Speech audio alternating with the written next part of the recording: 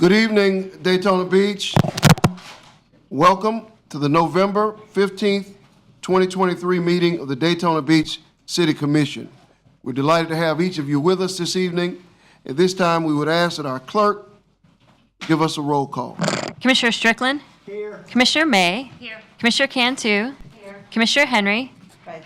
Commissioner Reed? Here. Commissioner Paris? Here. Mayor Derek L. Henry? Here. We'll now have the invocation, which will be led by Commissioner May, followed by the Pledge of Allegiance, led by Commissioner Strickland.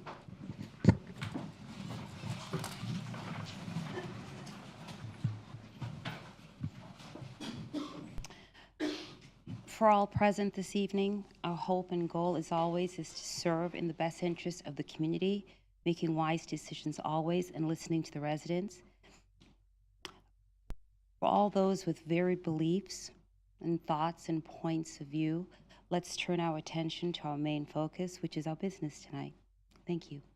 Amen. I pledge allegiance to the flag of the United States of America and to the republic for which it stands, one nation, under God, indivisible, with liberty and justice for all. Okay, we're going to move on to item number 4, which is approval of the minutes of the October 18th, 2023 City Commission meeting. Take a motion from Commissioner Reed and a second from Commissioner Cantu. Do we have any questions or comments? All right, all those in favor, let it be noted by saying aye. Aye. Those opposed, same sign. Motion carries 7-0. At this time, we will have our agenda. If there are any changes, our city manager will address them. Yes, Honorable Mayor, Commissioners, item 8C, City Manager's Office Coronavirus Local Fiscal Recovery Fund Distribution Additions, $2,500 for Daytona Express, Mayor Derek L. Henry, $1,000 Seabreeze Basketball Booster, Inc., Commissioner Ken Strickland, $1,000 Midtown Community Development Center, Commission Paula Reed. Item 8T, Finance Department Bike Week Sponsorship Funds, $1,000 to the Mayor's Fitness Challenge to sponsor up to 50 people via Food Brings Hope from the Bike Week funds of Commissioner Juanita May. That concludes our changes. All right. That's a beautiful sight there, Commissioner May. It just kind of threw me off, even though I learned about it today. But thank you very much. We're excited about that project. Do we have any questions or comments? All those in favor? I need a motion. Oh, sorry, give me a motion. To approve the agenda. Motion, got a second? All those in favor? Let it be noted by saying aye. Aye. Those opposed, same sign. Motion carries 7-0. Okay, we're going to move on to item number 6, which is our presentations. Item 6A is the Daytona Beach Alumni Chapter of Kappa Alpha Psi Fraternity, Inc.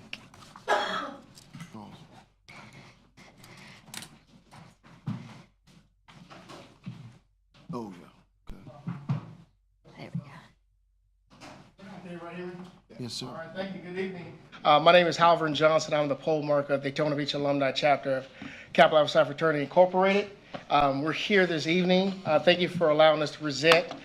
Just to give you a little history about Kappa Alpha Psi Fraternity Incorporated, is a historically African-American Greek letter fraternity founded on January 5th, 1911 at Indiana University in Bloomington, Indiana. The fraternity was established with principles of achievement, brotherhood, and service, and has played a significant role in promoting social, academic, and community development. A little service and outreach. Kappa Alpha Psi places a strong emphasis on community service and social action.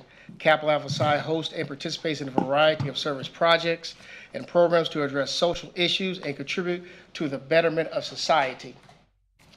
Partnership, that's what we're here today. We would like to partner with the city of Daytona Beach.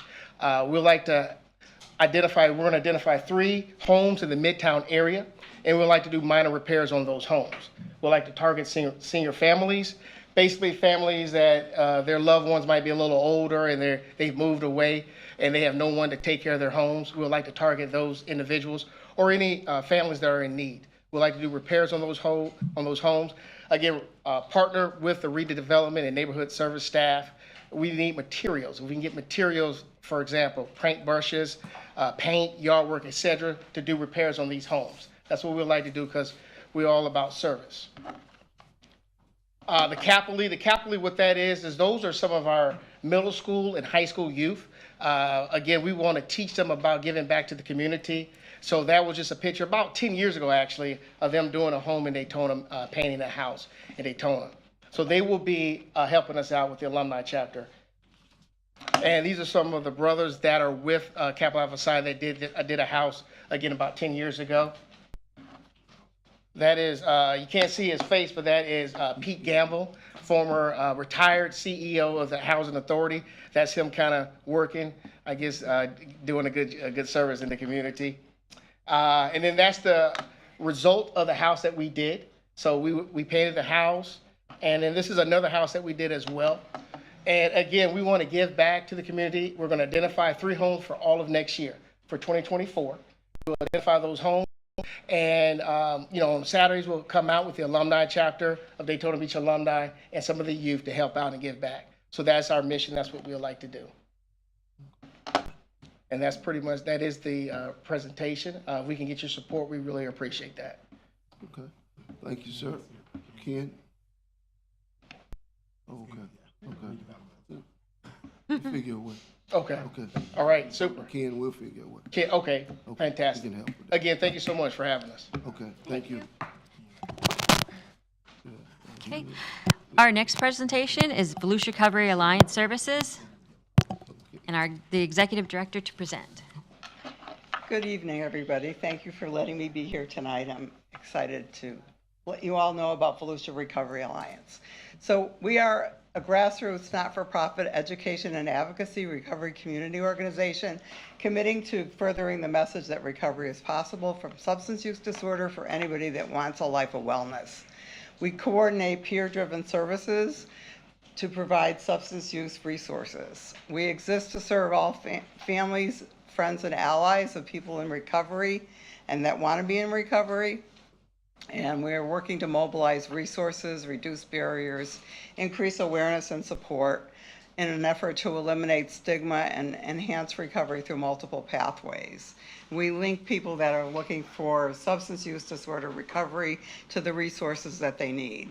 So we have a strong, diverse network of allies and individuals in recovery actively engaged to eliminate stigma, because that's one of the biggest barriers of recovery, to build a vibrant recovery-ready community, to represent the voice of recovery, to promote harm reduction through our New Chance Narcan Outreach Committee. We have free Narcan for anybody that wants to be trained, and they can contact us for that training, and we'll be happy to give you free Narcan.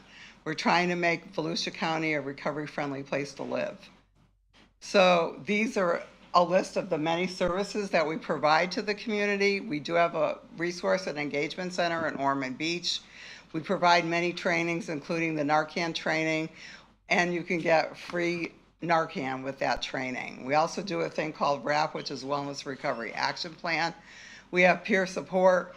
We've helped at least 171 participants.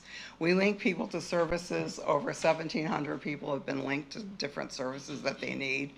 We do parent cafes and a dad's group because there were really no resources for dads. Bridge for Hope is our overdose grief support group. A Window Between Worlds is an alternative to art therapy. We have 12-step yoga. We do Career Connect, which is career development for people in recovery and their families. Freedom to Change is our program in the women's jail. We do a lot of advocacy. We provide transportation via Lyft rides and bus passes. Our latest endeavor is building first responder resilience. It's a peer support program for first responders. We'll be launching a grief support group for them called After the Call in December. So since our inception, we've given out over 13,000 Narcan kits.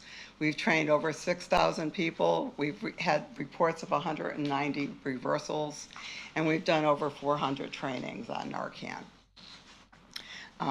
This is the amount of referrals that we've done is over 1,800 at this point. We've helped 253 participants with one-on-one recovery coaching.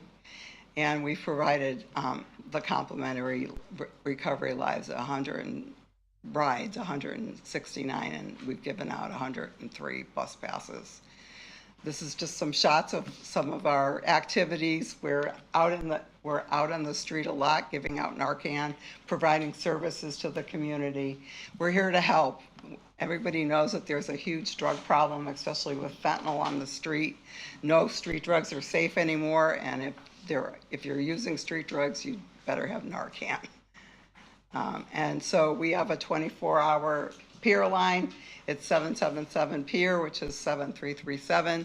We're pretty active on Facebook, and our website is volusiarecovery.org. And you can help us spread the word that there is hope, freedom, and recovery.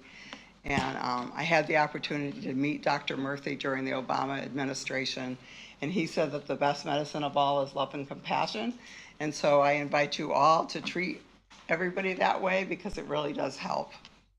So thank you for your time, and I appreciate the opportunity to address everybody. Thanks. Thank you.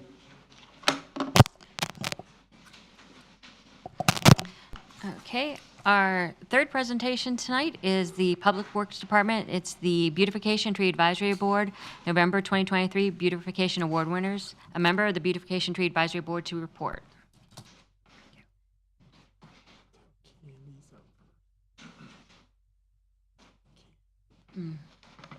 Good evening, Mayor Henry, members of the City Commission, and Mr. Feature. My name is Marty Grimshaw. I live at 4 Granville Circle, and I'm Beautification Member at Large. The Beautification Tree Advisory Board has selected Jeanine Toscano and John Pooler, 301 Glenview at Boulevard, as the Residential Beautification Award winners for the month of November 2023. Jeanine has been a City of Daytona Beach resident since 2004 and has resided at this address since 2010. The property was built in 1921 and is 103 years old. 301 and 303 Glenview are linked by water pipes and therefore could never be sold separately. During World War I and World War II, the properties held historical significance, as 303 was once a carriage house for horses and 301 was a bed and breakfast. John Pooler, a good friend of the family, has always been busy outside the house. He takes care of all the outdoor maintenance and beautification. The types of trees and shrubs and plants used for beautification include sun impatiens, pink roses, white roses, red roses, aloe, cactus, diplendia, and palm trees and oak trees, and many, many more plants. Commissioner Ken Strickland, Zone 2, will be presenting the award. Will you come forward? I think they're shy. Aren't we all?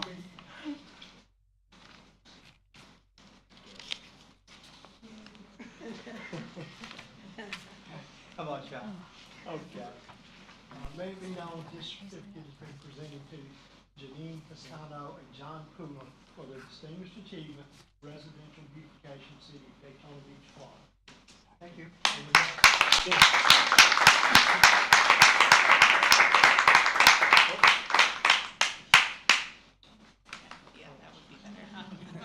Cheese! Good work. Good work. Thank you. Thank you so much. You think about John. Thank you.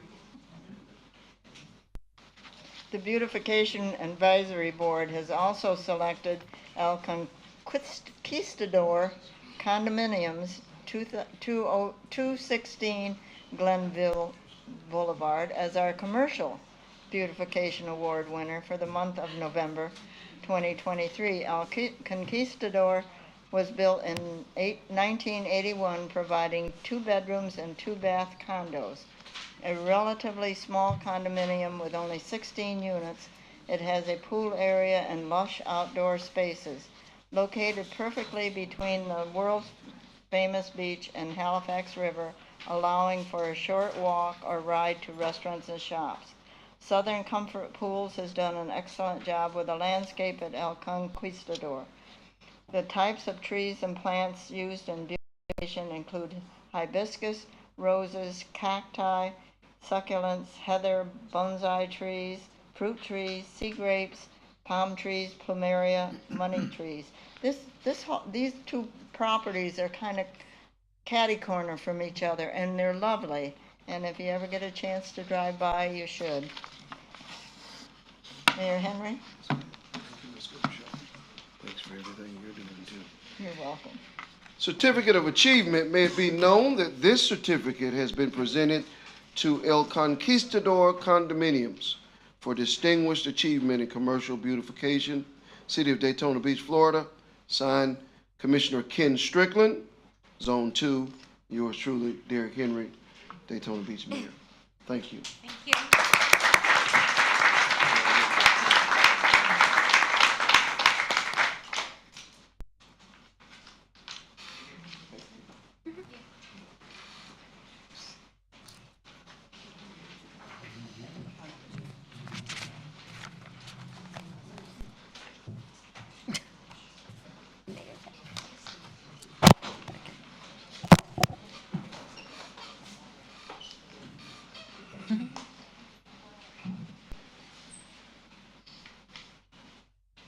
Okay, we're going to move on to item number 7, which is citizen comments. During this time, citizens have the opportunity to address the City Commission on any item on the consent agenda. Our first speaker is Evelyn Rodriguez, and on deck is John Nicholson.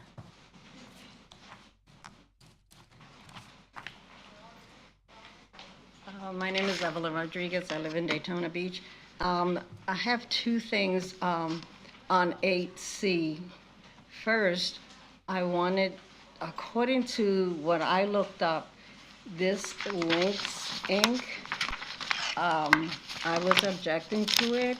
Correct me if I'm wrong, but this says, according to what I found, it says it's for Black women only. They have to be prominently Black women, socially well-connected, seriously wealthy Black upper class. If that's not racism and discrimination to me, I don't know what is. So I object to that unless that's not, I looked up the wrong thing.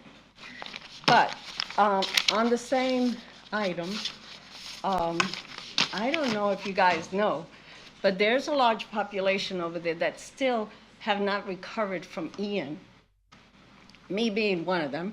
And I'm still not in my house. I'm in a trailer.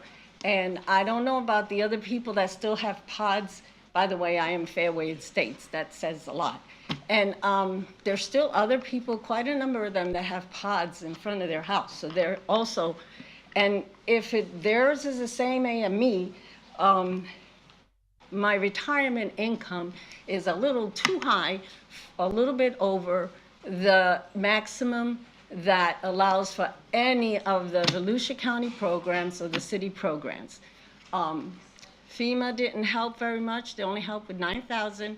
I had to take a $25,000 loan. My house is still not repaired because I kind of had a bad contractor, but that's neither here nor there. The point is that there's a lot of us out there that still are trying to recover and don't have means of recovery. My contract was $42,000. I have a $25,000 loan and $9,000 from FEMA. Okay, I didn't have savings because I was putting it all into my house before the flood. So I just wanted to make that aware because I see all this coronavirus going to all these organizations, which is fine, Witness. I know some of them are really well, you know, but there should be something done for us citizens that have no other avenue to get back into their house.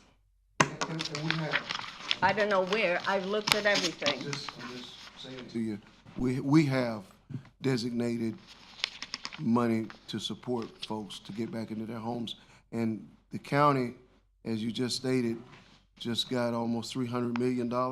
And as I And that said was to money you, that I am probably the majority of these people that their income is just shy over the maximum of what is required to help. Okay, I'm sorry. Thank you. But these monies, I want to remind folks, this is what it says. It's coronavirus money, the money that we have reserved to continue to help our community to evolve out of that crisis. And I don't see any problem with most of what I have seen coming up here. So that's just my opinion. Okay, do we have any other I do. speakers? Yep. Our next speaker is John Nicholson, and on deck is Frederick Brown.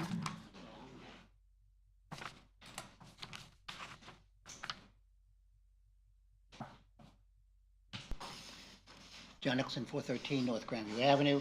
Item number I on the consent agenda.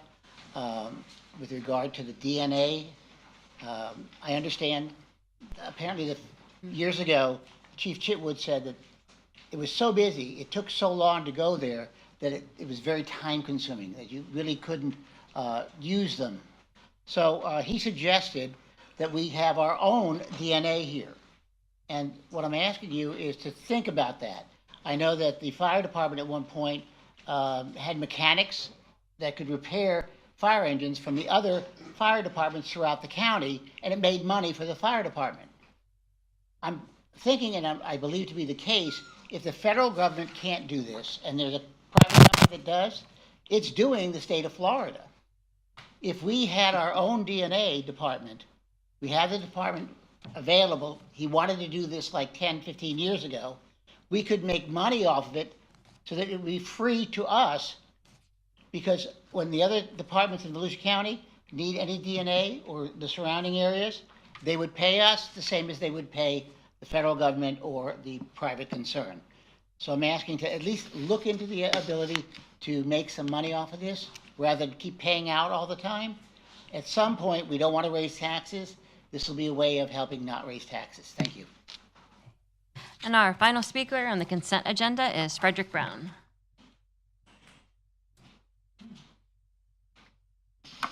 Good evening, Frederick Brown, 1508 Crescent Ridge. I would be remiss if I didn't once again speak on the energy items that once again the city continues to go down the old way of doing business. Items 8J, I don't know if all the commissioners and the staff here read the report on there, but you know, those just gives you an idea of the maintenance costs on these generators. There are better ways. There are better ways that don't require that kind of money to be spent year in and year out. Item 8P, we're making the problem worse by once again buying another generator. Again, I've spoken numerous times and I fail to see where the staff is still making any due progress on becoming a Daytona of the future. We need to start thinking about this now. We can't continue to dump the problems of today on future generations, but that's exactly what we do. And I expect in a few moments I'll be hearing the famous words, motion passes 7-0. And I question if you actually read some of these scripted parts that show how much money you're spending on this. I question whether you're not even asking staff to find alternatives. I've spoken numerous times about what the alternatives are. Daytona Beach is in an area where we have not only solar power available, but also wind and ocean power. And we're not using any of them. And this is sad. And we continue to buy more and more diesel generators. And for those of you who don't like fuel farms in your neighborhood, guess what? If you stop buying fuel, you won't have any fuel farms. So this is a multiple whammy, okay? It protects our environment. It actually is much more sustainable. We don't continue to bleed the taxpayer money supporting these technologies of the past. And on top of that, this week I visited the Emergency Operations Center. I know nobody here in this room was there, but when I went to the roundtable meeting, I got to see how much money they're spending there on their diesel generators. And it's a shame because we should be doing something. We have to make this transition and we can't keep putting it off. Within a few years, over 25% of the vehicle fleet is going to be electric vehicles. Daytona Beach has how many? The zero part of 7-0. Again, we got to start thinking for the future and stop thinking of the past. It will pay for itself. You need to start pushing staff to start researching these things and giving you alternatives other than just, let's approve another 100 and some odd thousand, another $250,000 for this or that, and the maintenance that goes with it. Thank you. Okay. Our final speaker is Marjorie Johnson. I'm here tonight to speak about the boards, Marjorie Johnson. I've applied for many boards here, and one of them was several of these boards here, and I haven't been approved for any of them because of discrimination and people who have problems doing their job. And people, I work with the county, and I'm on the library board, the board where all this drama came up last week. People putting up their shirt during the Sands Church. Unprofessional conduct at its worst. We're here to do the people's job. I was at the library today. We have a meeting on Friday. And I was told by some of the top uppers there that the books that were donated after that quiz about the banned books, they went to the library. I have served on 5 boards over there: Children and Services Board, the Human Services Board, the Library Board, and all of them. And I look in my neighborhood, there's a sign on the beautification of a lady there on Franklin Street, and the yard doesn't look like anything. So when I applied for these boards, you should not be discriminating against the former president who was limelighted in the Daytona Times about making you do your job. I'm the one who stood here and spoke and made you put the residents of this city back in the city commission meeting after they had been removed for many years. We are tax bill. I just got my tax bill over $1,000. And I think that our presence should be heard if we want to serve on these boards. I applied for the housing board. No answer. And then I found out that Paula Reed of Zone 6 had appointed a lady that lived in Port Orange, Carolyn Sanders, and I spoke out against it. You're not supposed to appoint people that live in Port Orange to a board, and she had to be removed because it was inappropriate. So you need to do your job that we're paying you to do. Stop discriminating against people because you don't like them. A lot of you are here on your job because I got here and advocated for you to sit here. You city manager from 3 o'clock to 11 o'clock, special election for you. Norma Bland Badger wanted to have election, do your job. You're talking about people treating people with dignity and respect here. You need to respect our residents. And if you don't like somebody, that's your problem. Don't appoint anybody and live in Port Orange for any more boards. Charlie Sanders had to be removed. Thank you. I moved it. That was our final speaker on the consent agenda. All right, we have a motion to approve the consent agenda. Second. Motion, we'll take a motion from Commissioner Reed. Motion from Commissioner Reed and a second from Commissioner May. All those in favor, let it be noted by saying aye. Aye. Those who are opposed, same sign. This motion carries 7-0. Okay. We're going to move on to item number 9, which is our public hearings.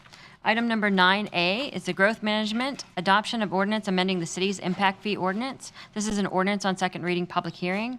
An ordinance amending city ordinance number 06-263 relating to road, park, fire EMS, police, and general government impact fees, providing clarification of certain terms and procedures, repealing all ordinances or parts of ordinances in conflict herewith, and providing an effective date. Second. That was Cantu and May, I believe. Yep, we got a motion from Commissioner Cantu, Henry? Henry, and who? And May? Okay, I Sorry. was asleep myself. Okay. Do we have And I any don't have any questions? speakers for this item, Mr. All Mayor. right, all those in favor, let it be noted by saying aye. Aye. Those opposed, Mr. Nicholson? Wait, You on this item? Come on. Definitely don't want to. Nope. I have 9D, 10A, and 10A. Not. 9E and 10. No. That's not what it okay. says, Go but it's ahead. okay. All right. It's okay. John Nicholson, 413 North Glenview Avenue. I couldn't understand the wording that we had outside in the consent agenda. Is there a fee increase? And if not, we should look at it. I remember the county did, 15, 17 years without a fee increase? And when they went for the half-penny sales tax, it bit them in the butt. Everybody voted against it. So it's extremely crucial to us to look at it, because in case you haven't noticed, we are, or have been for a while, a really big economic boom. Houses, apartments, businesses. Every time they go in, it's impact fees. So all of that money, even at a penny or two or a dime or whatever, is more money than we've ever had. So I'm asking that we look at it carefully, and anything else that we do, as time goes on, we don't want to go 15, 17 years without reviewing something that could increase our revenues. Because every time we increase our revenues for something, it's less, the ability to raise taxes less. So I'm asking you to at least take a look at this, so at some point in the future, it doesn't bite us in the ear. Thank you. Thank you, sir. We have a motion and a second. Do we have any other questions or comments? Hearing none, all those in favor, let it be noted by saying aye. Those who are opposed, same sign. Motion carries 7-0. Moving on to item 9B, it's Growth Management Planning Department, First Amendment to the Sunglow Mini Storage PD. This is an ordinance on second reading, public hearing. An ordinance approving the First Amendment to the Sunglow Mini Storage Complex Plan District Agreement to replace the approved development plan for a self-storage mini storage complex, office uses, and covered RV parking, and to incorporate a two-lot preliminary plat for the subdivision, authorizing the mayor and the city clerk to execute the First Amendment, repealing all ordinances or parts of ordinances in conflict herewith, and providing an effective date. Take a motion from Commissioner Henry and a second from Commissioner Cantu. Do we have any questions or comments? And I do have Joey Posey here and Kimberly Buck on behalf of the applicants for any question. No questions? All right. All those in favor, let it be noted by saying aye. Aye. Those opposed, same sign. Motion carries 7-0. Moving on to item 9C, it's a Growth Management and Planning Department, GTI Oak Ridge, Small Scale Comprehensive Plan Amendment. This is an ordinance on second reading, public hearing. An ordinance adopting a Small Scale Comprehensive Plan Amendment in accordance with Section 163.3187 Florida statutes, amending the future land use map designation of 1.0 plus or minus acres of property generally located on the north side of Oak Ridge Boulevard, State Road 430, between North Wild Olive Avenue and North Grandview Avenue, repealing all ordinances or parts of ordinances in conflict herewith, and providing an effective date.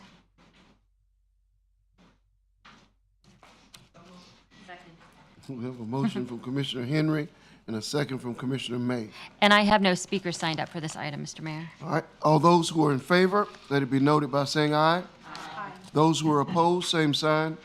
Motion carries 7-0.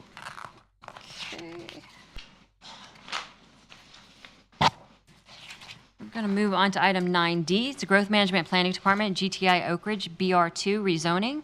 This is an ordinance on second reading, quasi-judicial hearing. An ordinance amending the zoning map of the Lands Development Code to rezone 1.2 plus or minus acres of property generally located on the north side of Oak Ridge Boulevard, State Road 430, between North Wild Olive Avenue and North Grandview Avenue, from residential professional RP to business retail 2, BR2, repealing all ordinances or parts of ordinances in conflict herewith, and providing an effective date. Second. Got a motion from Commissioner May, and we'll take a second from Commissioner Reed. Do we have any questions or comments? And I do have one speaker, Mr. Mayor, John Nicholson. John. E? Okay, Okay, no problem. We'll change it for you.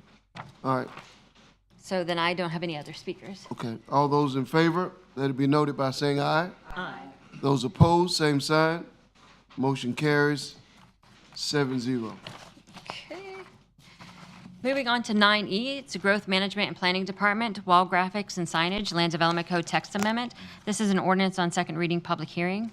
An ordinance amending Section 6.10 and 11.5 of the Land Development Code to modify current restrictions on wall graphics by allowing permitted signage to be included within the wall graphic area, subject to conditions, repealing all ordinances or parts of ordinances in conflict herewith, and providing an effective date.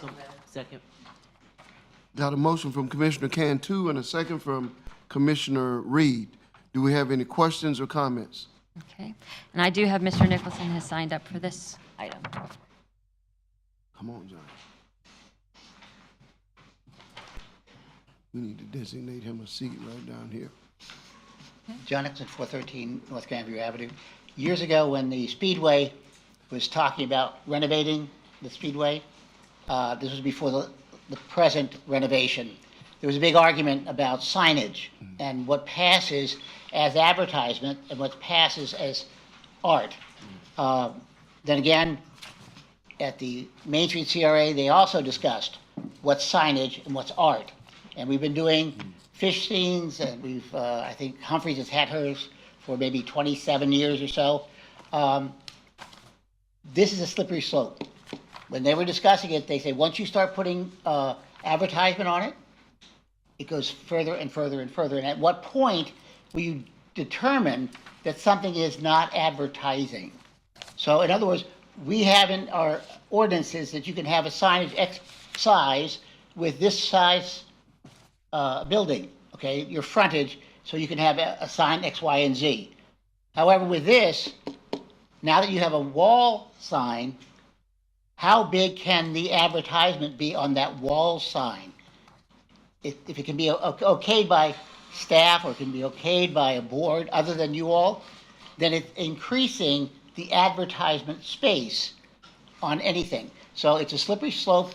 I'm asking that you be very careful when you pass this, that wording doesn't get larger and larger and larger as they said it might do. Thank you. Thank you. That was my final speaker on this item. All right, we have a motion and a second. Do we have any other questions?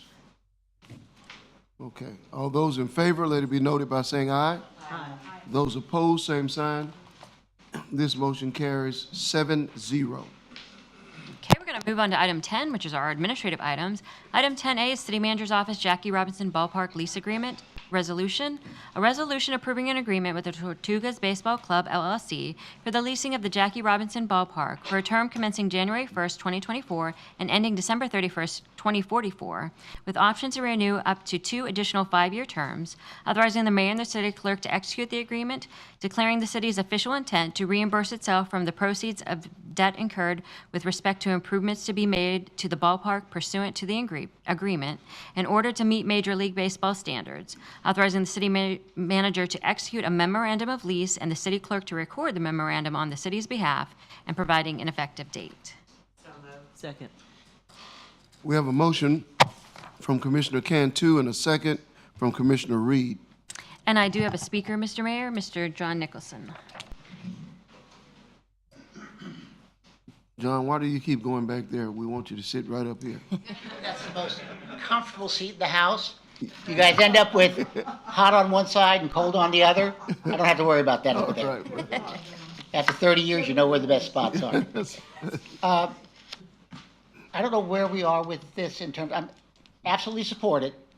It's absolutely great for the city to have a sports team here. I'm not talking about that. I'm talking about the $30 million that's been floated about developing. Now, there's an old phrase about where you put your money, putting lipstick on a pig kind of thing. Our riverfront has an esplanade now that is just fantastic. When you come over that bridge, you see a parking lot, not well maintained, bunch of holes in the ground, the landscaping has died like 20 years ago and not been replaced. So if we do this lease, and they're here 20 years, it behooves us to give them the best possible location that they can get the number of people as high as they possibly can. So the better the area looks, and that's what I'm actually here for, is to renovate City Island holistically, to look at the whole island, so that we end up having if we're going to do this, if we're going to spend so much money here, another 5 million or whatever, to make the entire island as nice as the Esplanade, so that everybody that goes to that ballpark will have a fantastic experience. Thank you. Well, good point, John Nichols. That was my only speaker on this item, Mr. Mayor. Well said. Okay, we have a motion, we have a second. Do we have any questions or comments? No questions? I have a couple of questions. Oh, See how I did that? Go ahead, Commissioner. May. Could, Chief, please come back?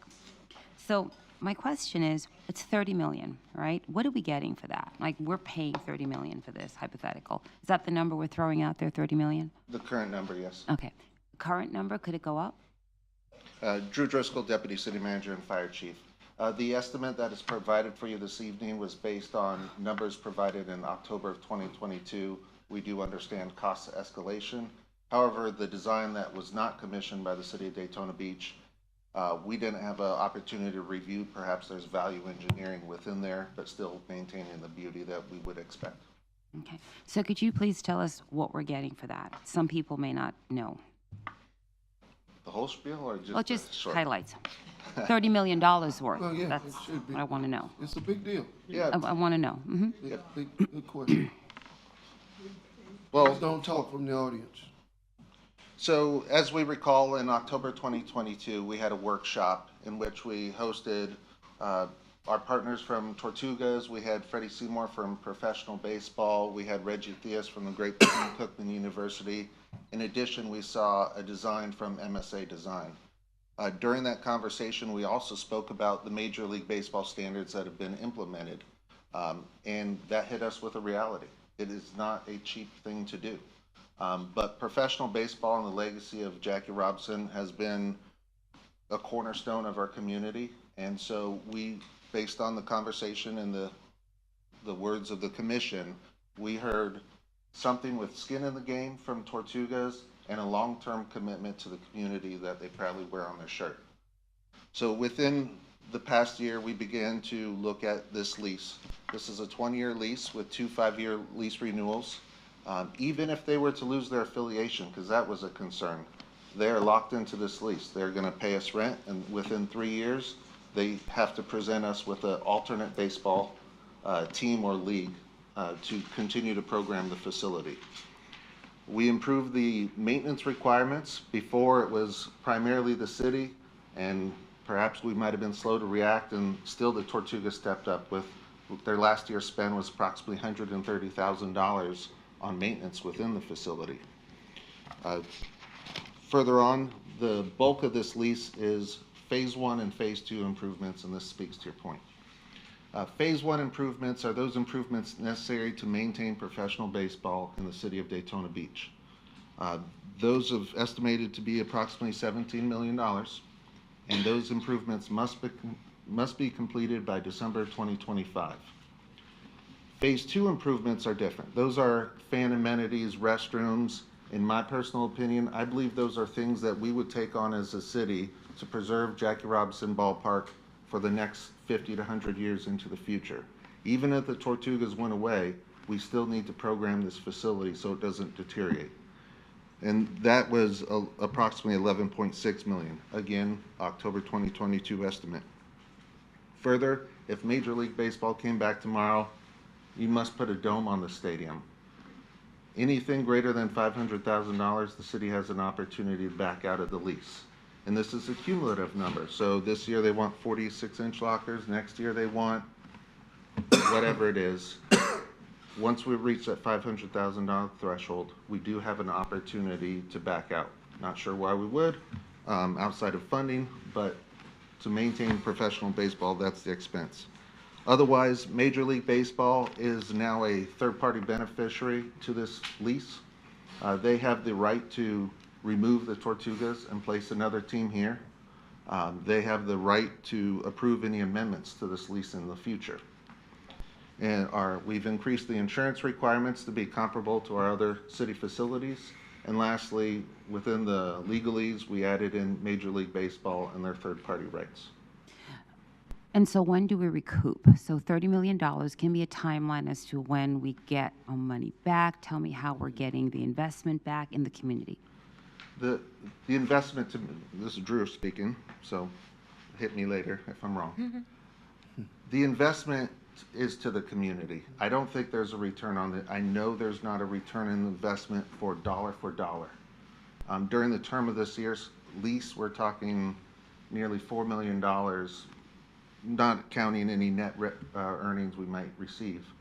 The return is $17.5 million of annual economic impact, 18,000 hotel nights, people attending our restaurants and retail.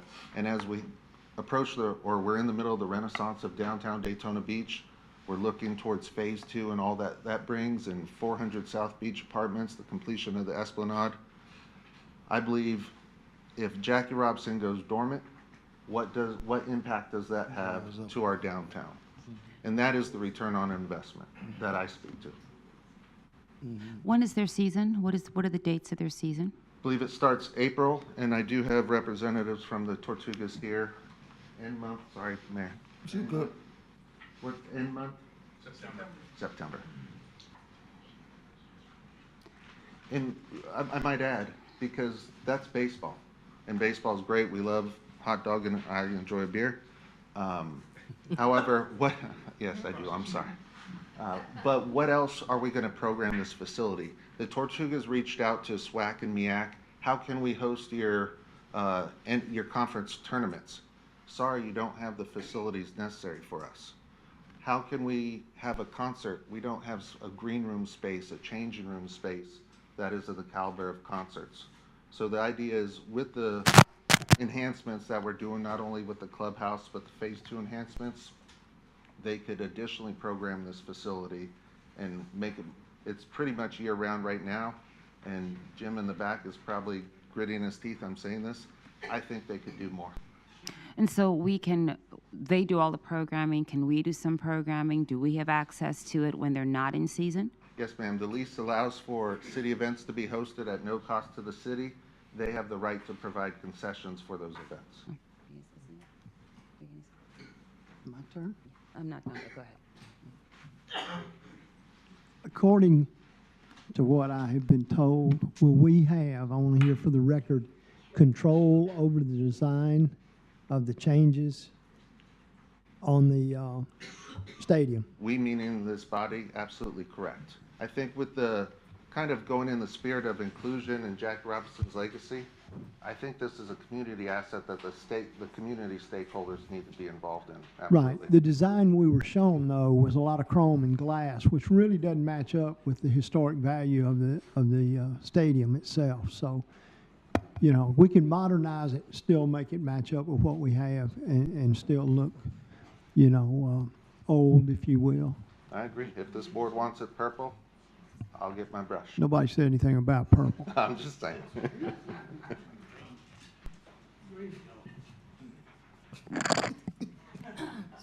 Just to confirm, if they do a different design, the commission is still the one that's going to approve the design of the Yes. final building, correct? Next step, Okay, if this is that's- approved, we'd go out for RFP for design. Initial concept renderings would come back for feedback, and I imagine that there's an opportunity for citizen feedback also. So I've had a business downtown for 18 years now. And I speak with the business owners downtown. And I think it's a really good project. I think it could be really, really good. Tell me, how do we address the flooding in the downtown business area, given that we're also building or doing some things downtown? How do I, as a city commissioner, so these are my thoughts, just sharing them with you, look at my business owners downtown and residents. We met tonight, and I say something like, you know what? I voted to spend $30 million on the baseball field, knowing full well that economically you've been losing money for years downtown, and you're rebuilding your homes all the time. That's kind of where I am right now when I think about speaking to the business owners, and I called a couple, and saying, what do you think about this? Now, as business people, we appreciate all the activity that's going on, obviously. But the other concern is June to November. right? I mean, how are they going to address not being able to get to the ballpark or rainouts, or how was that going to work exactly for the downtown? I can't speak to the engineering regarding flooding within the area. I can speak to the businesses and residents who may have struggled or want to envision a greater Daytona, new roads requires the tax base. Well, to bring that tax base, we need thriving businesses willing to open up and residents willing to move here. And I think people who want to visit Daytona Beach, they want to have those activities. If we want to retain our college students, our 44,000 college students, I think they have an expectation of those entertainment things, and that gets them here to spend the taxes, which allows the city to then reinvest in infrastructure that may assist with some of those challenges you're speaking of. And if I might interject, I think any new development that comes to downtown needs to be held responsible to make sure that they're not encouraging additional Contributing. flooding, Contributing. intruding. In regards to this particular project that we're speaking of this evening, I think that the Tortugas, who I call my turtles, have been an excellent partner for us. I am so glad that staff has gone back and has come back with some skin in the game on behalf of the Tortugas, which means they want to be here. I think they present an excellent opportunity for downtown to flourish, even if it's just for those months. I also like the fact that we could also do other things there. As you know, I'm in partnership with them for the Children's Christmas Party. That's something for the city. There's a lot that can be done, and with the enhancements that are going to come, a lot more can be done. And we need to fully utilize all of the assets that we have in our city. They don't have to be limited to what they're potentially supposed to be for. For example, our football field. We could have concerts out at the stadium. They don't have to be limited to this 3, 4, 5 months of football season. There are other things that can be done. So I think that the historical ramifications behind Jackie Robinson Park, the percentage that they're paying towards rent, towards maintenance, their desire to want to be here, I think it's a wise investment on our part, because some of the things that we vote on today, we won't even see them come to fruition. I don't know if I'll be living in 30 years. But we have to invest today for tomorrow. And what I do also like is that even if it's not them, we're holding them accountable that somebody will be there so that these funds are not spent unwisely. So there's a bit in there about Major League Baseball being able to amend the contract. Did you say that? Yes, ma'am. What does that mean? They must approve any amendment that we bring forward to them between the team and the city. Because they're a third-party beneficiary of this contract. Yeah. There are limitations on that. If MLB refused to approve an amendment with the result that it materially changed the city's revenue or materially increased the cost, then we'd have the opportunity at that point to terminate the lease because of those material changes. The idea behind that, and MLB is imposing this on all of their minor league teams, is they need to have, or they assert that they need to have quality control over the physical aspects of the stadium for the safety of the players and umpires and participants. Which is a lot of what those first phase improvements deal with. So was it 4 or 5 years, the county worked on the bridge, Veterans Bridge. Then we had the coronavirus. Then we had construction on Beach Street, right? We had the road, that was during the virus, so nobody really experienced that, we were shut down. Then we had the park. We had some things go on there. So the next thing would be, for the businesses down there, would be more construction over a period of time yet to be determined in the downtown core. Does that sound right? Am I getting that right? I see it differently in the sense that if the clubhouse is approved for construction, that takes place in the outfield within the perimeter of Jackie Robinson Ballpark proper. And that could occur during season, after season. You see no impact to the downtown business community, let's say on the south side, the south end of Beach Street, which actually happens to be a lot of restaurants. Do you see any impact? Do you see any impact to that, given that there's going to be construction at City Island? I see positive impact. And we can all be positive. Absolutely. I could say it's a fantastic project. Oh my goodness, the potential, the number of people are going to come. But that's not the only reality. There's another potentiality. And the other one is for the businesses that are already struggling on Beach Street because of many factors. The primary one is flooding. And then we contribute to it. So that's my concern. This project No, contributing? no. Okay. Adding more things into the area, which is obviously good. By contributing, I mean slowdowns just to the business community, because we have 28 events right now a year going on with the DDA's approval.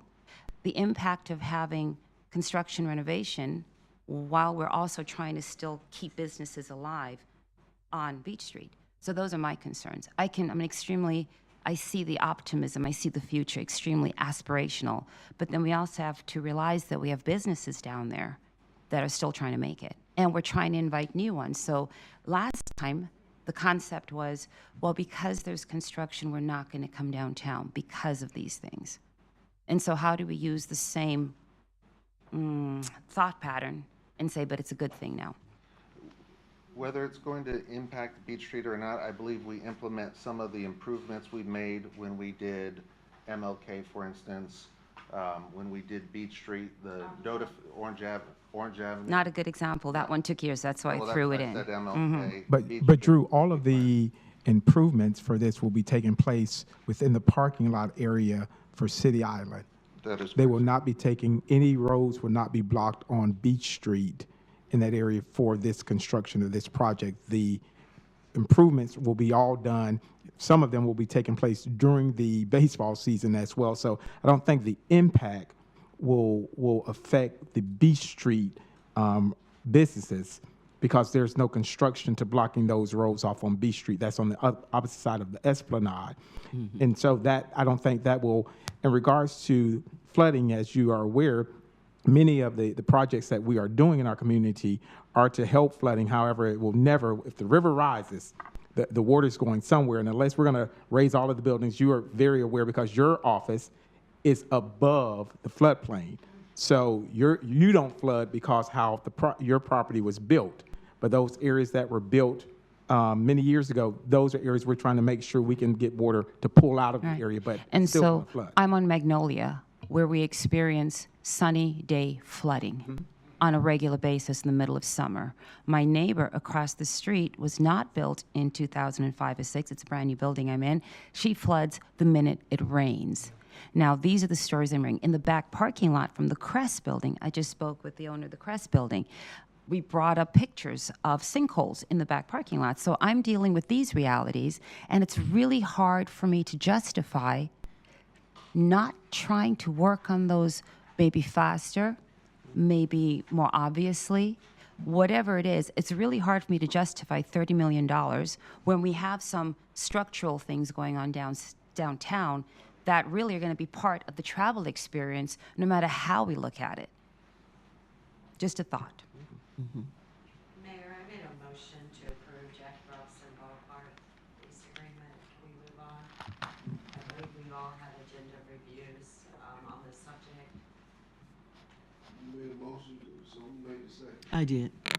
And I'd like to add that I think, if anything, the benefit will be that those construction workers will be eating in those restaurants downtown and taking advantage of the businesses that are there, particularly since it won't be blocking off Beach Street for them to do the work at the park. I second the motion. You second the motion on the motion? I did have a speaker sign up late. I don't like that the speaker's late at all. Okay. But I'm gonna let the speaker speak. Okay. Because it's $30 million. Okay. So it's Holly Beckworth? Yeah, okay. Mm.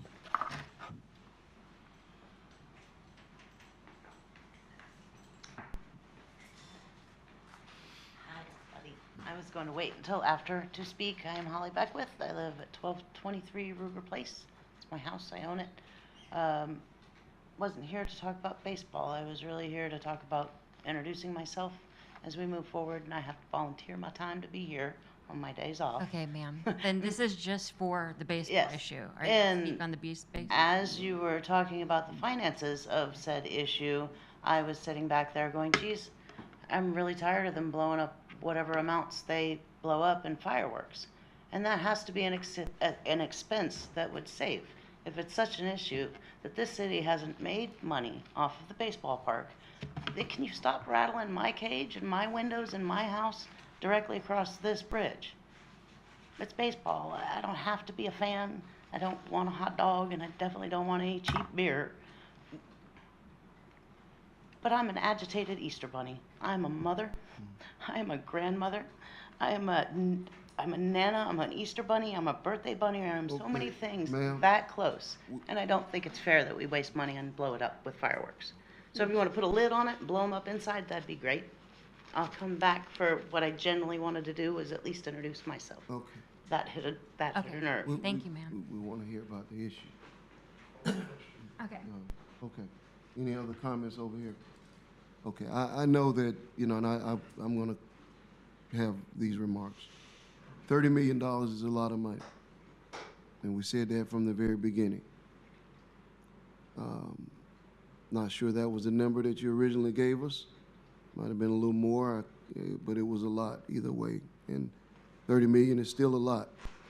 And all of the points that you raised are relevant. But the thing about municipal government and any form of government, there's always going to be something else that you can do with any dollar that you get. And there's always going to be something else you can do. Some problems you have, like flooding, don't have a fix that you can just say this is the amount that it's going to cost. They just don't, and there are no simple fixes to any of the issues that they face down there that have a cost on them that is within our realm or our sphere. And certainly the Nova Canal is not in our sphere of what we can. The lady was here earlier and she lives in one of the Fairway Estates and they've suffered. But there's nothing we can do to fix Fairway Estates, no matter what anybody says or what they think. And I know a lot of people don't believe in climate change and all of that sort of stuff, but the reality is that we know that there are some environmental factors that are going on that I've been here all my life that are different than they were 10, 20, and 30 years ago. Okay? So all of that is a reality and all of it is a part of the equation. But what we do know is that the Jackie Robinson Ballpark, and I say all of this because I think it's important for our residents and for everyone to know how I rationalize getting to the conclusion. What we do know is that the Jackie Robinson Ballpark is probably the single most historic location, along probably with, or second only perhaps to Mary McLeod Bethune's grave, in the city of Daytona Beach, based on the historical significance of the ballpark. That can't be usurped in terms of its significance to the history of the nation. Okay, so I think that we have to remember, so we all said we don't want to give that up. Even if you don't have a ball club there, in order to keep the field for the next 10, 20, 30 years, it's going to cost you money. So part of the rationale has to be, is it better to keep a ball team there just so that the ball field is what the field is intended to be and that it can have the best life possible? I think so. I think it's a no-brainer to say we want to do the best that we can to make sure that it happens, to keep a ball club there. I think a large part of what they said is you can never say that a ball club is going to give you $30 million worth of return. I can't argue that. I don't know that to be the case. But what I do know is that we spent, I think, about $6-7 million on Beach Street to repair it. We spent $17 million on Orange Avenue. We've partnered with the Brown family to spend $35 million, almost 40, 36 million, on the Esplanade. It still has the City Island Library, the City Island Courthouse. Then there's the Jack. So a lot has been poured in. I think we want to find a way to keep the ball field alive and use it in the ways that I've heard. And it's a tough decision. But if you don't make this decision with this money, those other issues are still not going to be repaired because you made this decision. So in other words, because you say, well, we can do some patchwork on a driveway behind Beach Street, it's not going to fix the flooding. It's just not. So I think we have a motion, we have a second. There's no further conversation, we'll have a vote. And we'll do so by roll call.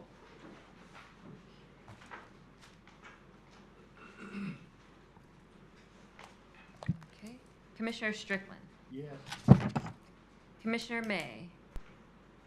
Yes. Commissioner Cantu. Yes. Commissioner Henry. Yes. Commissioner Reed. Yes. Commissioner Paris. Yes. Mayor Derek L. Henry. And that, my friends, yes, is a grand slam. 7-0. Yes, sir. Would you indulge me a moment to welcome Bob Fergol up to the podium, just to offer gratitude? Yes, of course. Thank you. Probably don't recognize me because I'm not wearing Tortuga Yeah.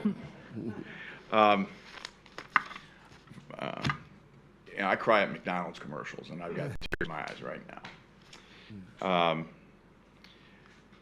And I commit that we will continue to do everything we can in this community to make it a better place to live. That's For people to come and live here, and people who are living here to have a better life. So I want to thank everybody tonight for their thoughtful questions and concerns and challenges and input.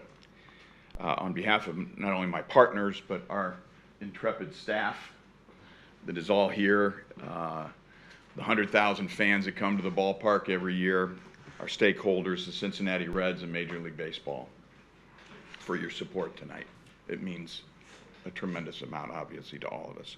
And I do believe we've done something bigger than just baseball here. We have set a course for the coming decades that will improve the quality of life for all of us here. I want a special shout out to Derek Fiecher and Drew for the last 2.5 years of work on this project. It's kept us up a lot. I'd also lately, with the help of Ben and Kira, to bring us across the finish line in with a responsible lease, and a fair lease, and surely a legal one. So thank you very, very much for your partnership, your support tonight. You know we're going to give it our all. And I reckon tonight Jackie's looking down on us with a big smile on his face. Thank you very much. Thank you. Appreciate that. Okay. Moving on to item 10B. It's a Growth Management and Planning Department Beachside Retreat. This is a Plan Development General rezoning. This is an introduction of an ordinance on first reading. An ordinance amending the zoning map of the Land Development Code to rezone 1.3 plus or minus acres of property located on the east side of North Atlantic Avenue, State Road A1A, just south of the intersection of Plaza Boulevard and State Road A1A at 2696 North Atlantic Avenue, from T1 Tourist Accommodations to PDG Plan Development General, approving the Beachside Retreat Plan District Agreement to allow for the development of a hotel with conference space, restaurant, and/or bar lounge uses, subject to certain conditions, authorizing the mayor and the city clerk to execute the agreement, repealing all ordinances or parts of ordinances in conflict herewith, and providing an effective date. And are there any questions or comments from the commission on this item? Bless you. was a strange one. The public hearing and final action is December 6th. Moving on to item 10C is the Growth Management Planning Department, Fourth Amendment to Tomoka Town Center PD Plan Development General. This is an introduction of an ordinance on first reading. An ordinance approving the Fourth Amendment to the Tomoka Town Center Plan District Agreement to modify the development standards for a multifamily complex to allow for a for-rent townhome product, authorizing the mayor and the city clerk to execute the First Amendment, repealing all ordinances or parts of ordinances in conflict herewith, and providing an effective date. Are there any questions or comments from the commission on this item? Okay, the public hearing and final action will be December 6th. And that was the final item. Okay, tonight we started with Zone 2 Commissioner Ken Sandcrab Strickland. Go Crabs. That's not nice, Oh, but no, I did give Sand Crabs money, but you know how I feel about kids' athletics. They're our future, and if we don't take care of them now, we can't complain when they rob us later. So, I love it. anyway, I have a question that I should have asked before this meeting. I don't mean for it to be an ambush on the city manager or anybody else, including the attorney over there.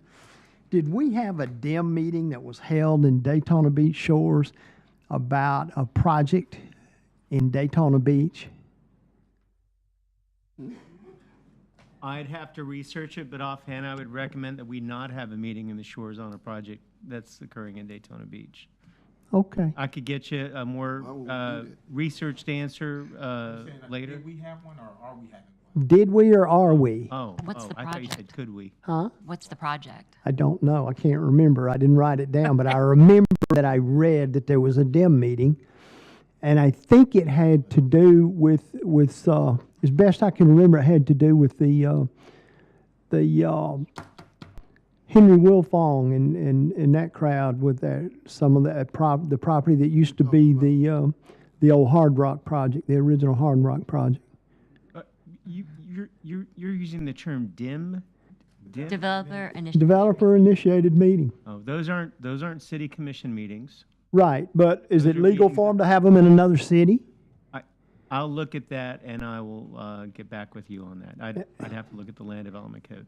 I know that they have to be held within the area in which the project is proposed. I don't know offhand whether it's a requirement that the meeting be held within the city boundaries. Well, if it is legal, it's still not right, so please get us the answer to that if you would. Thank you. That's all. All right, thank you. Commissioner May? So this week I went to or the past 2 weeks, I went to the Campbell SGA installation. So the kids went ahead and they ran for office, and some of them won, and they had their installation. Very nice program. Good to see the kids being involved in local politics, given that we have a government week that we have now started as a city. So I hope to do some more with that. And then also I attended the quilting event with the ladies at the Yvonne Scarlett Golden building, and I met a relative of the mayor, Scarlett Golden, and I met some local residents. There are about 8 to 10 women there. They meet Tuesdays from 1 o'clock to 4 o'clock, and they invite all people to join and come and try quilting. You don't have to have any experience. They'll give you everything you need, and they'll hold your hand the entire time you're doing it. But it was a very nice evening with them, and they each spoke about how long they'd been together, the friendships they'd formed, and how much they enjoyed the YSG. So thank you very much. Awesome, awesome. Commissioner Cantu? Yes. I'm sorry, Commissioner. I want to get back to Commissioner Strickland's question. The neighborhood meeting has to be held within the city of Daytona Beach. So, Thank you. Yeah. Sorry, Commissioner. Okay. Quick research. I'll make this brief. Actually, I returned this morning from the Capitol in Tallahassee. Had a lot of meetings, and they are looking at the Senate Bill 102. There will be a meeting next week, actually, with a lot of the city managers, a one-time meeting only, and actually had some good conversation with Ben and a few others. And they are going to be looking at the PDs on that and the golf courses. I know there's been some other city elected officials in a different city talking about the tax exempt part, and I don't believe they are going to address that whatsoever. So I just want to make sure we are prepared for that meeting on Tuesday for any questions that we have it addressed, because this is going to be a one-time only. And also, while I was there, I got to join Senator Wright, Jimmy, our CFO, Jimmy Petronas, thank you, and our Lieutenant Governor Nunez with the Veterans Hall of Fame, and one of our very own was entered in the class of 2023, Joe Selensky. I think a lot of you know him, 92-year-old, a Korean War veteran. So it was pretty nice to see that. And that's all I have. Oh, yes, I forgot to thank you for reminding me. And you know how we all donated to the Barracks of Hope, the veteran homeless up on Derbyshire. They just had their grand opening, and that was very, very nice. And actually, we have our city logo on one of our doors. And I've been going around to the other cities, and we have a few other cities that have their logos, and I'm still working on that. But they are ready for business, so Yeah, that's great. That's great. Yes, the rooms are amazing. Did you? I didn't see the rooms, but I did go yes, by. they are amazing. I mean, they have walk-in closets. Come on. All right, Commissioner Henry? Yes, so I see a lot going on for December, and I'm wondering when the Santa run will be.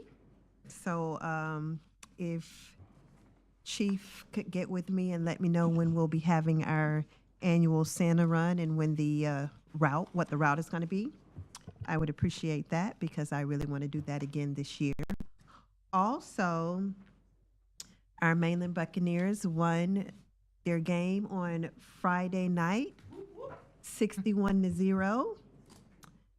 62? Oh, 62-0. The Mainland Buccaneers are marching on. So we are getting ready for round 2 of the playoffs. We will be going to see Rockledge. Well, Rockledge will be coming to us because we are the #1 seed this year. So Rockledge will be coming to us. And I just want everybody to get ready, because hopefully the boys will be traveling to states once again this year to bring home a state championship. Police chief already pulled me to the side and says he thinks we're going to pull it off this year. He's pretty sure that we're going to pull it off.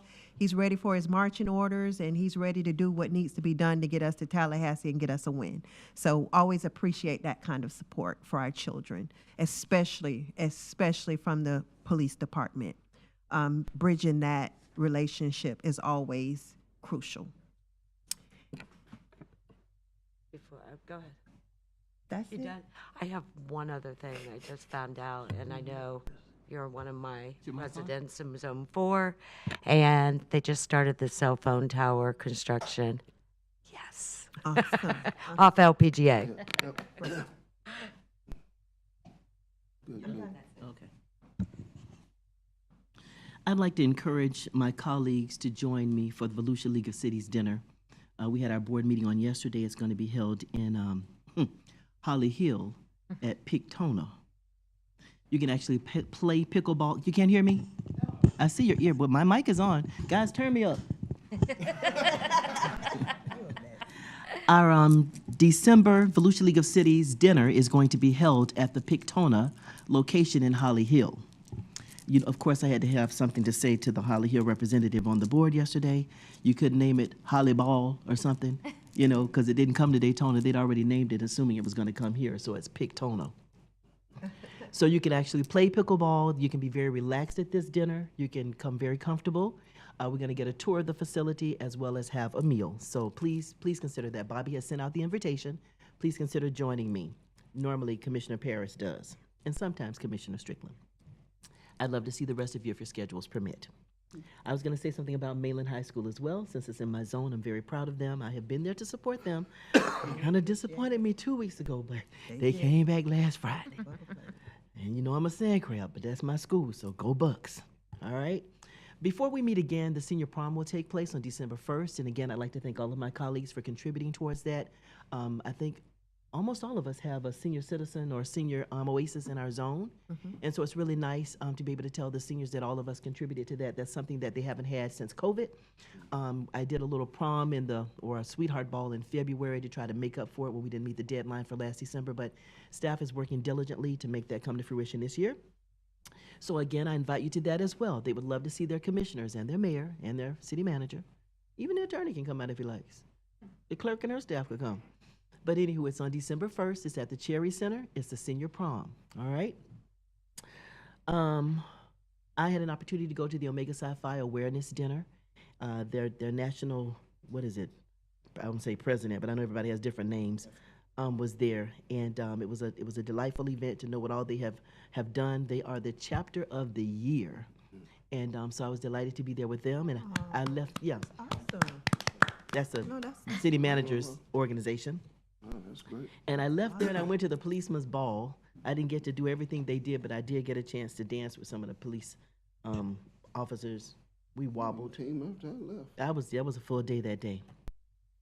So then I cannot leave without saying something about peace, police engagement, and community education. Oh my goodness. You all, it was excellent. It was more than what we expected. We had over 120 odd folks that came. Parents came and supported their children. If you don't know what that is, that was an opportunity for the youth to play basketball with the police, not against the police, but with the police. So you had at least 2 officers and 3 youth on a team. They played 4 games. They had a halftime show. Some little girls did a little dance routine for us at halftime. Even the mayor's son came out and played, had an opportunity to play. He probably was coming from some other practice. But it was an excellent opportunity for youth to stand side by side with police officers, to not be afraid of them, to understand that they're here to protect you and that they're humans too. They have families. You know, they want to be loved by the community that they serve. Am I right? Okay. So it was so well done. Who won? They were mixed teams. Yeah, they were mixed teams, so there was no like Team. the one that won, Which officers were on the team? the ones that won. And so, but you know, we got so many positive comments that I think they think I'm going to be doing something regularly. I know I can't do it that often, but maybe something quarterly. Chief was very supportive. Staff was very supportive. The city manager also came by. The mayor came by. As I stated, his son played. But it turned out much better than we even expected. You know, when you do something for the first time, you never know how it's going to turn out. And I just want to conclude my comments by saying, dear alma mater, thou beloved, we pledge our lives to thee. Thou art resorts of toil and pain, and tears come in a stream. Dear alma mater, thou art all, and all the world to me. Thou art the answered prayer of a dream. Just in case you don't know, Saturday afternoon at Camping World Stadium in Orlando, Florida, the great Bethune-Cookman will face the great Florida A&M University. And we know their record, but every dog has its day. So until the clock says 0-0 is anybody's game.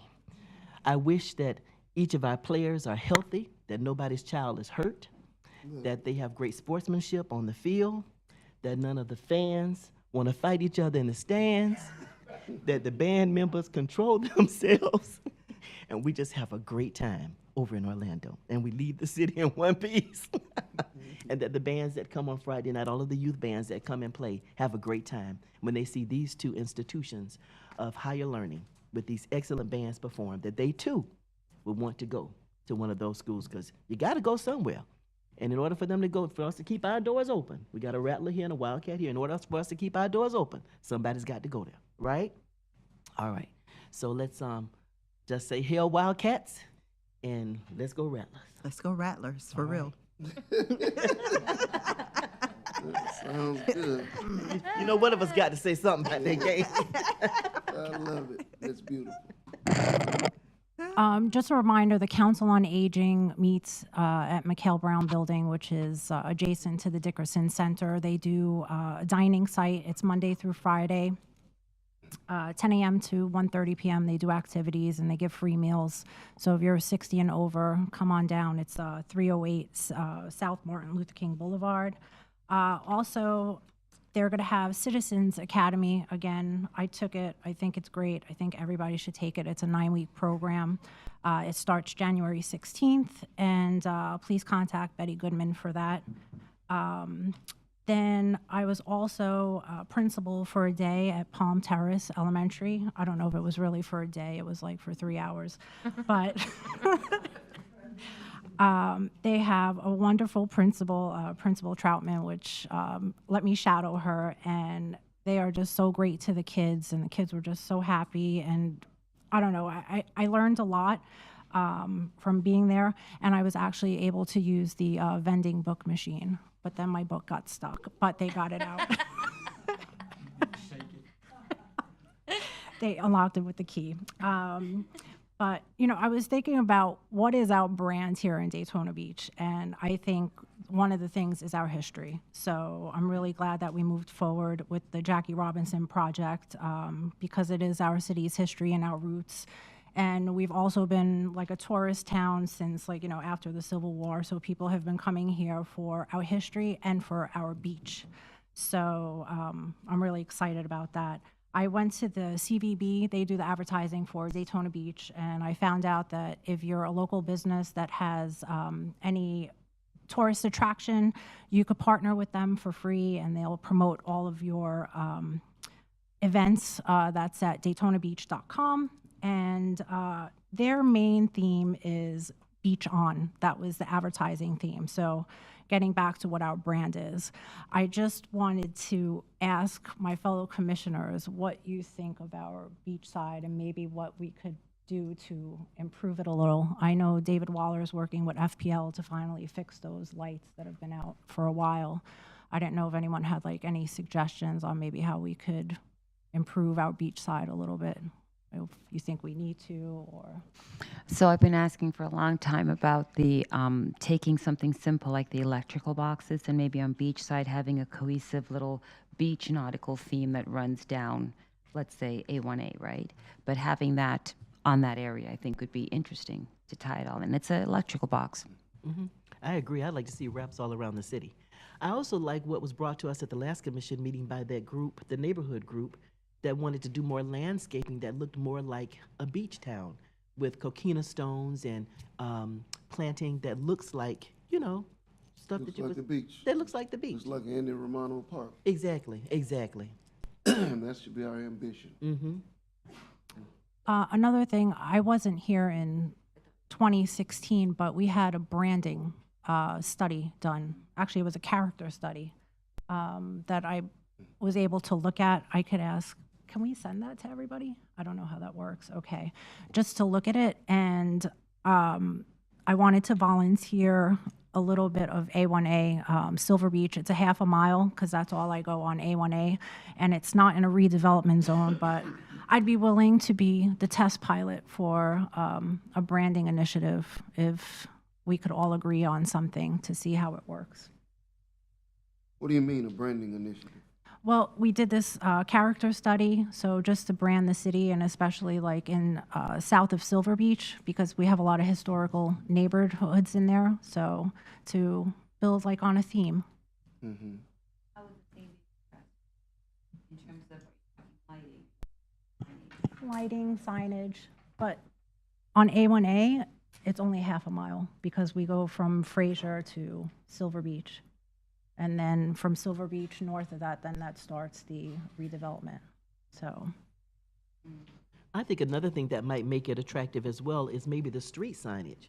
One of the signs that I really like is back here on Palmetto, how we have this little historical area with these coquina homes back here, and their street signage, signs that we actually make in shop, are very decorative, and they have a historical feel to them. And I think that would be something to consider as well, instead of just the green sign saying Oleander, you know, a little decorative to it. Do we control that? We control the making of signs? Yeah, our signs are made in-house. We did that ourselves. Okay. And I just want to wish everybody a happy Thanksgiving. Oh, yeah. Amen. Happy gobble gobble. Amen. Okay, I was going to say good night, but I'm not going to say that now. Because I just thought about all the wonderful things that are going on in Daytona Beach and that I've had the pleasure to be a part of since I last saw you all. I was fortunate enough to issue a key to the city to Bob Davis. He was honored by the Arts Alliance, and he honored them. They were able to raise some money. And of course, Bob has been a wheel in our town for 50 years. I also gave a key to the city to Miss Patricia Troutman, who has been a teacher in Volusia County for 50 years. And that doesn't happen very often. I don't know of anyone in the last 20 years who's done that. I know back in when I was a child, there were some people who was closing out and had done 50. But nowadays, it just doesn't happen. Most people is get me to 30 and get me out. But 50 years, and she's been a phenomenal teacher, a wildcat, and been at Palm Terrace for the last 30 years. I was at the Peace Initiative, as I called it, but I also spoke with Coach Johnson, and I wanted to commend Commissioner Reed and those Lynx ladies who did a great job in partnering and serving and helping to make that great initiative go well, because I think there was a misunderstanding expressed earlier about the purpose of that organization. They were there volunteering and making sure that the children got food and had a good time, and so I enjoyed that. But also, I was talking with staff, and they want to do that more often. It was big success, you all, big success. But in talking with Coach Johnson, he was trying to figure out how we could get more kids from the south side of town to join that initiative. Because a lot of times we have to remember that all parts of Daytona Beach, there are pockets of inequity that are greater than other areas, even in Midtown. And we can't forget that. So a lot of the children, because many of the children who came to this event, we knew them. And we knew them and we knew their families. And they, I'm not trying to express differences in children, but sometimes children have a better opportunity based on who their families are and where they come from. And so there are other children that we want to find a way to get them out and get them exposed to the police. It wasn't my talking, it was Coach Johnson who expressed it, and I said to him that I think that you will have partnerships up here, because we want to get those kids out of, I forget the name, what is that? PPU? Caroline Village. We want to get them out, South Street. Mm-hmm. And we want to get them to the Dickerson Center, so we may actually do something in the Dickerson Center so it's in their neighborhood. So we had discussed that. To partner with her. Right, we discussed that at the last I meeting. remember you all discussing it, Yeah. but I wanted you to know that he had the idea also, Perfect. and he is wanting to figure out how do we get them out of the house, get them into these centers, and get the police there. And he also mentioned that he might want to do the same at no, YSG is just different. It's just not the same as Dickerson. We got to get the kids engaged in Dickerson more. He mentioned having a police game at Campbell, which I thought was a great idea, because we did something recently at Ormond Middle where we had the police come out and compete with the children. It's always important to engage the children. So there was that. Then Mainland High School had an excellent career and college day yesterday. Daytona or Derbyshire Tennis Center had their reception yesterday. I was at both of those. I was also able to talk with the ladies from quilting the computer class at YSG. YSG is rocking. It really has a lot of energy and enthusiasm and great programming that go on there. But the computer class for senior citizens was excellent. The city manager, these were all things yesterday, a lot of them, and I both were at a reception to welcome new surgeons to Daytona Beach. We've got some amazing things that are on the horizon in the healthcare industry, and a lot of just great things that are going on as it relates to our veterans, which was some of which was expressed earlier. And so Daytona Beach is really on the move. It's a great time. Let us do what we do over the holiday season, which I think should be, one, love on those who are closest to us, and two, try to find those that we don't know who need some loving and bring them into our fold as we embrace the spirit of Thanksgiving here in the city. That concludes my commentary. Mr. Manager, do you have anything? Yes, just two items. Wanted to say that there was a great partnership in this community where the authors of two best time selling novels, the First Ladies, the history, the relationship that Eleanor Roosevelt and Dr. Bethune had, and also they wrote the book, The Personal Librarian for J.P. Morgan. Both of those authors, one was here on campus and one was on Zoom, but these two authors were phenomenal presentations. If you haven't read the book, The First Ladies or The Personal Librarian, I would encourage you to look at those books. They walked on the campus and they continued to discuss the relationship that they thought that Dr. Bethune and Eleanor Roosevelt would have. And The Personal Librarian is a very good book about the personal librarian of J.P. Morgan. So relationships between different organizations, Delta Sigma Theta, the Women's Advisory Board, City of Daytona Beach, and the librarian at Dr. Yeoman. It was a great presentation. Also, Embry-Riddle has created a Center for Innovation and Entrepreneurship that focuses on veterans. Many of their students are veterans on campus. They're opening up this Entrepreneurship and Innovation Institute to Bethune-Cookman, Daytona State, Stetson, and also veterans in the area. So if there's a veteran that's interested in entrepreneurship and trying to create a business in this area, this center is going to be beneficial, and many staff members have participated this week in working with those veterans. So these are two programs that I think are going to be beneficial for our community, especially for veterans that will be housed on the campus of Embry-Riddle. So I hope you all have a great Thanksgiving celebration, and as Commissioner Reed says, I hope that the dark clouds don't do anything in Orlando, and that the Wildcats will come out with the victory, because that's good for Daytona Beach. That's a great answer, man. Couldn't agree with you more. Good for Daytona Look at Beach. Commissioner. It's Monday now. It's Monday. Yeah. Mr. Attorney? Happy Thanksgiving. No other comments. All right, awesome. At this time, we will hear from the greatest residents in all of America, the citizens and residents of Daytona Beach. Okay. Our first speaker is John Nicholson, and on deck is Dwight Selby. Dwight is gone. Dwight is gone. Okay. Okay. You'll come back. John Nicholson, 413 North Glenview Avenue. A couple of things with regard to Stacy's comment at the last meeting. I have no problem with the flash. It was a way of getting everybody's attention. I'm a Democrat and didn't have a problem with the book fair, but when Monica made a comment, Stacy looked up, and it was all valid to me. So I understand her frustration, and I didn't think that she did anything untoward at the comment. And you know she and I don't get along, so if I say it was fine, it's fine.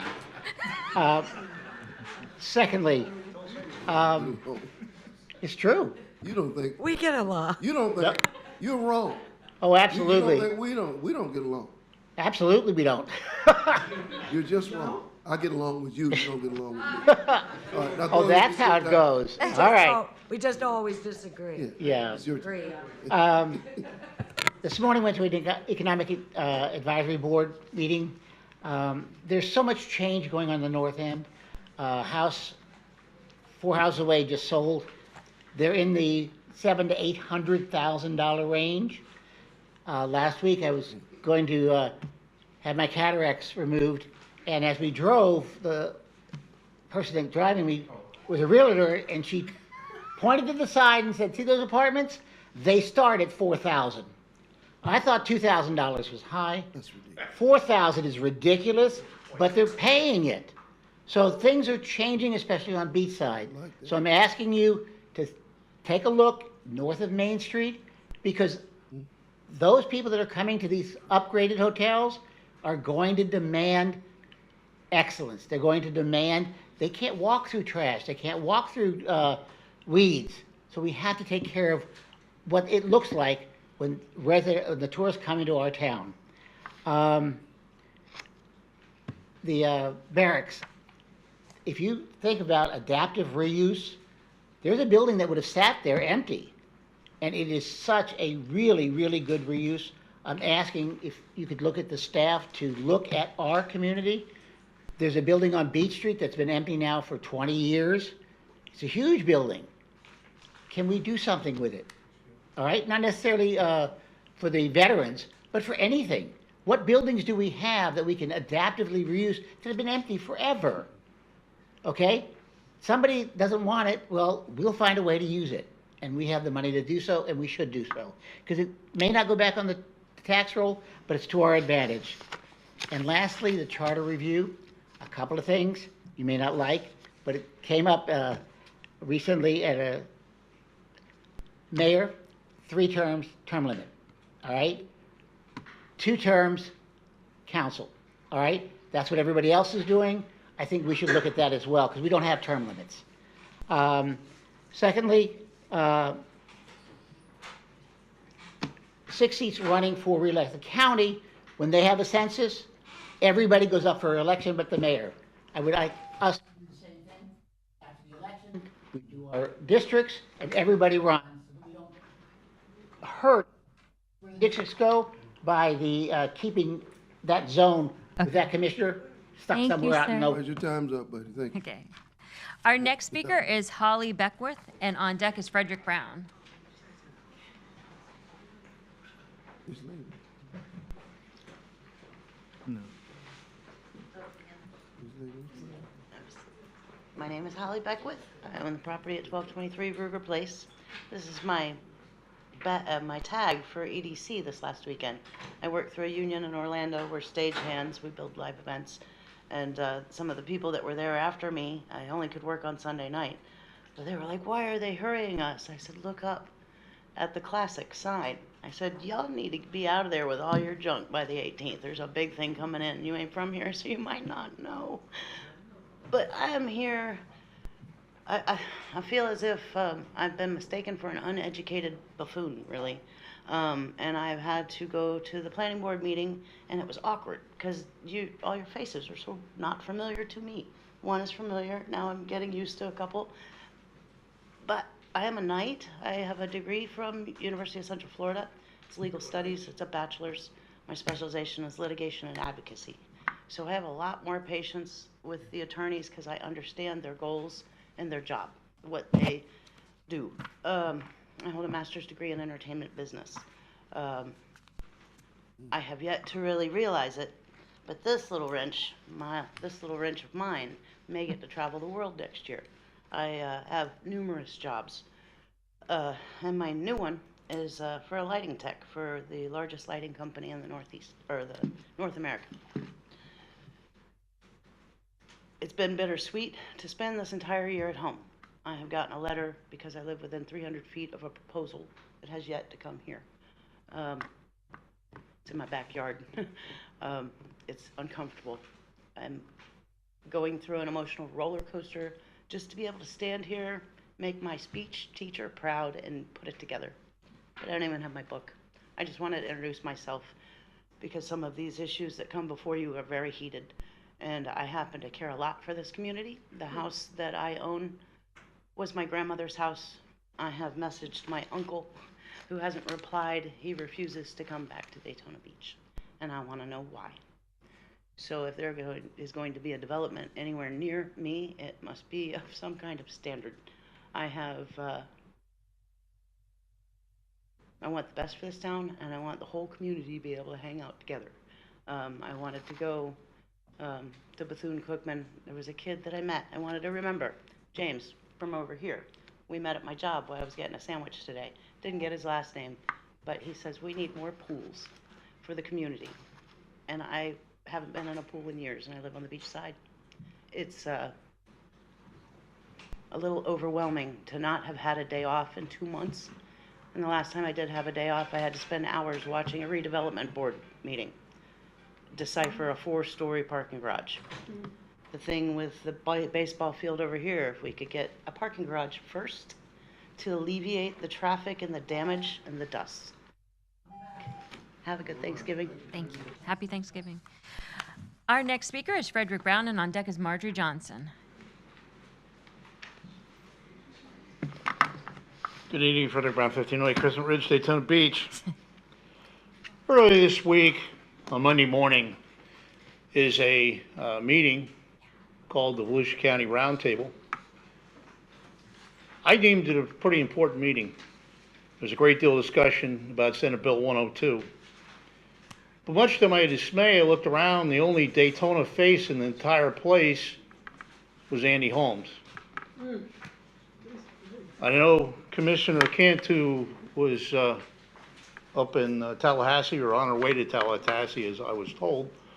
But I was really disappointed I didn't see my city manager, my mayor, anybody else from the city at that meeting. The discussion on 102 was very informative.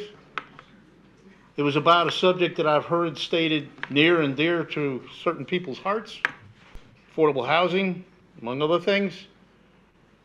But I also did I had a 10-minute speech prepared, and of course I'm only given 3 minutes as I am here. So I gave the first 3 minutes of it. I gave a little bit of that early. Now is the time to start doing things. And I was so happy to hear every once in a while Commissioner Reed has something really, really momentous that I take heart. Invest in today for tomorrow. And then, of course, Commissioner May talked about the flooding. And then I heard our mayor say there's no answer. And that's where I'm going to disagree. I have tried for close to 3 years now to get the point across that there are answers. The mayor is correct. It's not a simple answer, but there are answers. The flooding that we're seeing, where Commissioner May was talking about, is not related to the baseball field, yet we spent a good 20 minutes approving something that should have been approved in about 2 minutes. The flooding it's on the other side of the river. Okay? But there are problems with the drainage that need to be addressed. The entire region needs to be addressed, and that's why I attended the roundtable.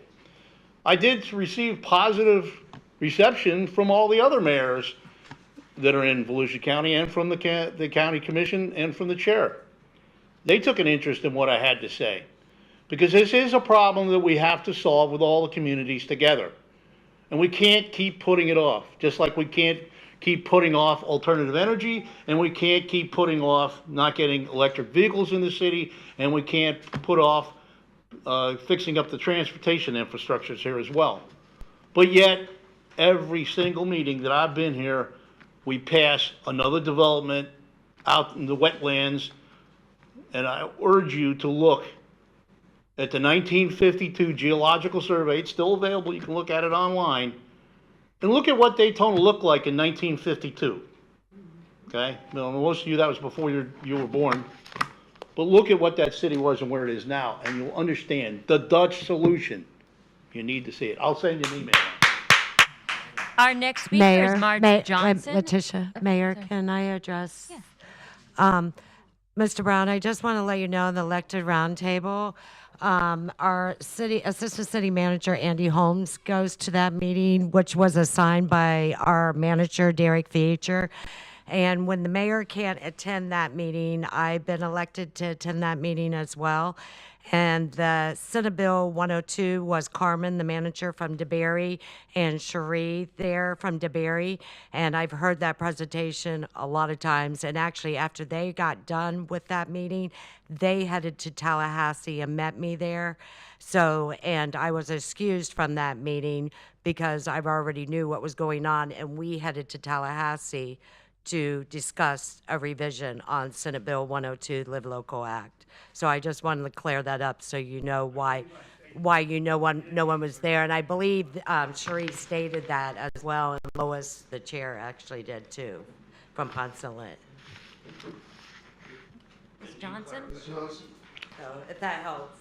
And on deck is Stephen Miller.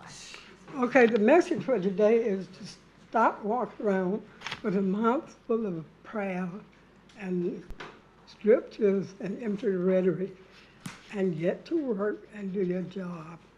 That's what we have here. A lot of people don't pledge allegiance to a flag because they see a lot of injustice, a lot of discrimination, people being omitted from boards. You're not fixing up our park. I want to thank you for finally straightening out that park over there in Newtown.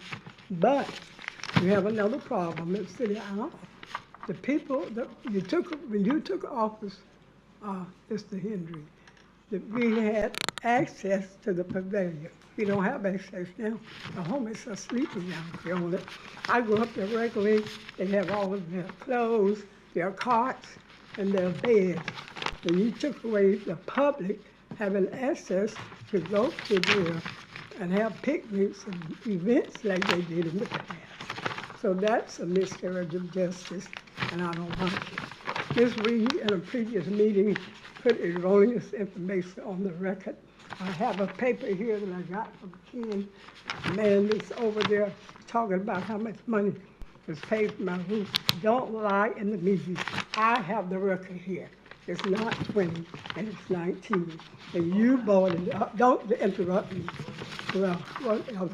Shut up and do your job. Hey, you're not going to speak like that. Well, she shouldn't even be speaking while I'm speaking. That's rude. She's just rude for her to speak while I'm having my conversation. Well, she's not supposed to talk while I'm talking. You need to do your job. Well, she should not be talking. You should tell her to be quiet. Also, I like to say that you people are sitting here discriminating against our residents by us not having access to that pavilion. You need to open it up, put the benches back, and let the people come up there and use it like they was doing before you took office. Also, you need to get up there to City Hall and fix all those holes that's in the pavement up there. I've told you about that at several meetings, and you have done nothing to fix it. It's full of holes, and it tore up one of my tires. And I'm sick and tired of going up there and seeing all those holes. So we want you to respect our citizens and stop being rude. I'm glad that the election is coming up. Some of you who don't know how to treat our residents need to be voted out of office. We took away our freedom of speech in the meeting, and all other cities have the residents speaking first, and you're the only city that have them speaking. You speaking before them speaking. That's an injustice. Get your work done. Stop harassing. Sit down. Our final speaker tonight is Steve Miller. Sit down. I'm serious. It's disgusting. Hi, my name is gonna be Steve out. Miller, 383 Walnut Street, beautiful Daytona Beach, Florida. Tonight I rise to talk about something that I read in the Daytona Beach News Journal last week, and in fact it could have happened a couple of weeks prior to that. But the News Journal decided to write an article about the worst neighborhoods in Volusia County. I don't know whether or not you guys read that article. And it stated that Midtown was #1, the worst neighborhood in the city of Daytona Beach. And they went on to talk about crime, income, and crime income, and what was it? If you could remember. But I know it was crime, income, and education. That we are the most ignorant people in Volusia County. We have the most crime in Volusia County, and we have the poorest people in Volusia County. And I missed a couple of meetings last couple of months, and I went back and I reviewed the tapes. And one of the discussions, I guess we was talking about what happened over at Razzers, and it was Commissioner Strickland who decided to give $80,000 for the cameras and lights on Main Street and Beach Street, and of course the mayor gave $20,000. And you went on to say, I want to give $40,000 to Midtown. You know, several months ago, I got a call from my friend, the Honorable Judge Grimes, and he said, Steve, down the road from you, Campbell Hotel is on fire. And I left my home like 6:45 in the a.m. And I went there, and of course, it was on fire. And they stated it may have been an electrical or a lightning. We didn't know. And the reason we didn't know is because there's no cameras.